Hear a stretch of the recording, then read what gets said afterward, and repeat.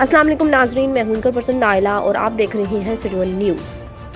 RPO Faisalabad Imran Mahmood के अहकाम पर पुलिस लाइन्स झंग में फैसलाबाद रेंज की टीमों के माबेन खेलों का इनकाद। डीपीओ जंग हसन असद अलवी की जेर सदारत खेलों का इनकाद जारी। फैसलाबाद टोबा टेक सिंह और झंग की पुलिस टीमों की शिरकत। वॉलीबॉल के मैच में फैसलाबाद पुलिस टीम फातेह करार। डीपीओ जंग हसन असद अलवी की तरफ से फातेह टीम को ट्रॉफी, इनामात और मुबारकबाद। सेहतमंदाना सरगर्मियों का फ़रोग़ पुलिस फोर्स के लिए निहायत मौजूद साबित होगा। डीपीओ जंग हसन असद अलवी रिपोर्ट कर रहे हैं Aslam Shaheen, district reporter city one news Jhang से।